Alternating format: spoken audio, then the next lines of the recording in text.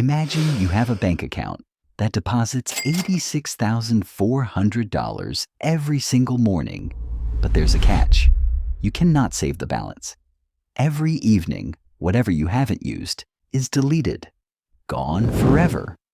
What would you do? You would withdraw every single cent, right? We all know this riddle. It represents time, 86,400 seconds in a day. Yet, unlike money, we throw time away like it's infinite. We say, I'll do it tomorrow. I'll start next year, or when things calm down. But here is the brutal truth. Later is a place where dreams go to die. Welcome to Rise Within. Today, we are shattering the biggest illusion that holds you back. The illusion of having time. Chapter 1. The Trap of Someday. The psychology of waiting. We have all been there. You have a dream. Maybe it's writing a book, getting in shape, or launching that business. You feel the spark. But then a quiet, seductive voice whispers in your ear. Not today. I'm too tired. I'll start on Monday. This isn't just laziness. It is biology. Psychologists call it present bias. Your brain is evolutionarily hardwired to prioritize immediate comfort over long-term reward. It wants the safety of the couch now, rather than the pride of achievement later. Here is the strange reality. When you think about your future self, the version of you 6 months from now, your brain sees a stranger. You subconsciously dump your problems onto this stranger. You think, future me will have more energy? Future me will be more disciplined. But that is a lie. Future you is going to be just as tired and just as busy as you are right now.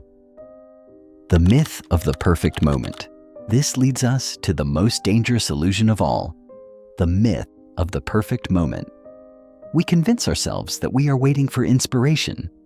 We are waiting for the stars to align. Let me be clear. Inspiration is not a guest that visits the lazy. It is a reward for those who are already working. If you are standing on the edge of the diving board, waiting to feel ready to jump, you will stand there until the sun goes down.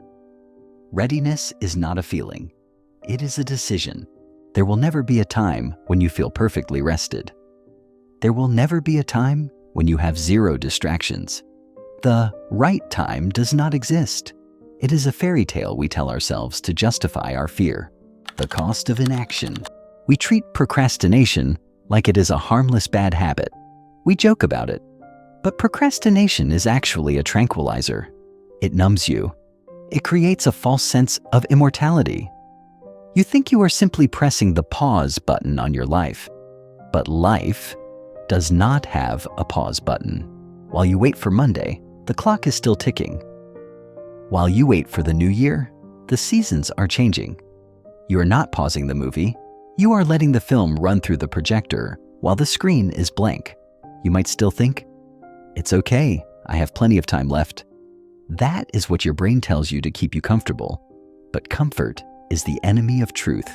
What happens when we stop looking at time as an endless ocean and start looking at it as a bank account with a fixed balance? Let's look at the math.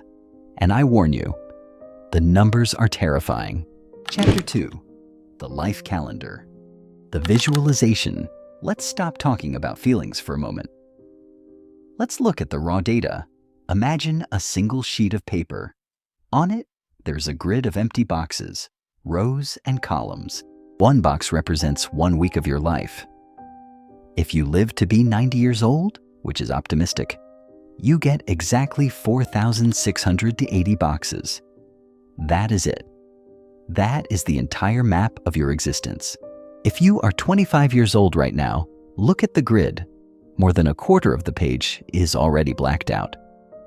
Gone. If you are 40, nearly half the paper is ash. We look at a calendar and think we have years left. But when you see it as weeks, it becomes terrifyingly small. The free time fallacy. But wait, the math gets worse. You don't actually own all the remaining boxes. Subtract the time you spend sleeping. That is 1/3 of the grid gone instantly. Now, Subtract the time you spend working, commuting, grocery shopping, and cleaning your house. That is another massive chunk blacked out. What is left? The white space, the discretionary time. This is the only time you actually have to build your business, to travel, to play with your children, or to find love. It is not years. It is barely a sliver. As the Stoic philosopher Seneca said 2,000 years ago, it is not that we have a short time to live, but that we waste a lot of it. The comfortable lie. Most people look at this grid and feel panic. So they look away. They tell themselves a comfortable lie. I will do the big things when I retire. I will travel when I am 65. I will write the book when I have finished my career. We treat the boxes at the bottom of the page, the elderly years, as if they are guaranteed gold. We hoard our dreams for the very end. But here is the brutal twist that nobody calculates. You assume those final boxes will be empty. You assume you will have the energy to use them. But what if those boxes are filled with back pain, with illness, with fatigue? You are saving your best life for a time when you might be too tired to live it. Look at the box you're in right now. This week, what if this day is the last good box you have left? Chapter 3. The Death of Regret. The Shift. Take a breath. Looking at the shortness of life can be overwhelming, but the goal here isn't to make you panic. It is to give you focus. Death is not the enemy. Death is the deadline. And deadlines get things done. When you realize that the clock will stop, everything else becomes clear. The petty arguments, they vanish. The fear of failure, it becomes trivial. The embarrassment of looking stupid, it doesn't matter anymore. You stop asking, what if I fail? And you start asking, what if I never try? Because the only thing scarier than failure is regret. The top 5 regrets. Bronnie Ware was a nurse who spent years caring for people in the last weeks of their lives.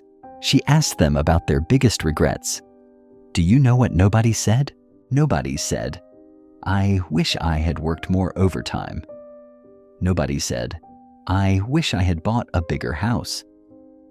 Nobody said, I wish I had spent more time scrolling through other people's lives on a screen. The number one regret was this.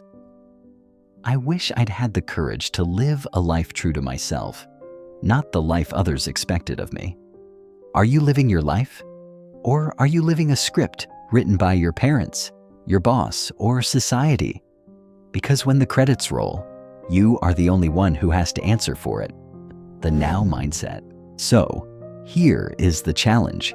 Stop waiting for the storm to pass. Learn to dance in the rain. Stop waiting for the right time to say, I love you. Say it today. Stop waiting for the perfect economy to start your business. Start it today. Pick one thing, just one thing you have been putting off, and do it. Write the first page. Buy the domain name. Make the phone call. Do not let the sun go down on your potential one more time. The illusion is broken. The clock is ticking. You don't have time. You only have this moment. What will you do right now? If this video woke something up inside you, hit the like button and subscribe to Rise Within. Don't wait to join us. Do it now. See you in the next video.